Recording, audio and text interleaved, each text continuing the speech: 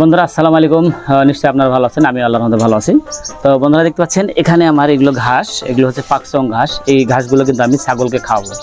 তো আসলে ছাগলকে যদি এভাবে আপনারা পুরো ঘাস খাওয়ান কিন্তু তাহলে ছাগলের কিন্তু খেতে খুব সমস্যা হবে। তো আপনারা কিভাবে খাওয়াবেন সেটা আপনাদের দেখাবো। আপনারা কি করবেন, ঘাসগুলোকে আগে ছোট ছোট করে কেটে নেবেন, এরকম করে সুন্দরভাবে কেটে নেবেন। হ্যাঁ, দেখুন এইভাবে যতটা ছোট করা যায় ছোট করে আপনারা কেটে নেবেন। এগুলো ঘাস কিন্তু মোটামুটি নরম, যদিও ঘাসের পাতাগুলো একটু চড়া, কিন্তু যখন বেশি বড় হয়ে যাবে তখন যদি পাতাতে ধার হবে, তখন কিন্তু ছাগলের খেতে একটু সমস্যা হবে। আর তারপরে যদি আপনারা এই ছোট ছোট করে কেটে দেন তাহলে ছাগল কিন্তু সুন্দর খাবে।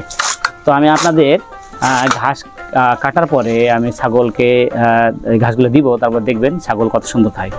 তো এভাবে আপনারা যদি ছাগলকে ঘাস খাওয়ান তাহলে কিন্তু অনেক সময় দেখা যায় আমরা ছাগল বাইরে ছেড়ে দিই, তখন কি হয় অনেকের ফসল নষ্ট করে, তারপর অনেক সমস্যা হয়, মানুষের সাথে ঝামেলা হয়।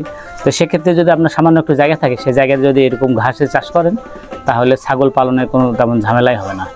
তো বন্ধুরা, আমি এখন আপনাদেরকে এই ঘাসগুলো ছাগলকে দিব, তারপরে আপনাদের দেখাবো ছাগল কীরকম খায়। দর্শক, এখন আমি এই ঘাসগুলো ছাগলকে দিব, দেখুন কীরকম খায়। দেখতে পাচ্ছেন এই ঘাসগুলো কিন্তু ছাগল মোটামুটি ভালো খায়, দেখতে পাচ্ছেন। তো এইভাবে আপনারা যদি আপনাদের ছাগলকে প্রতিদিন এগুলো ঘাস খাওয়ান তাহলে ছাগল পালনে তেমন কোনো ঝামেলাই থাকবে না।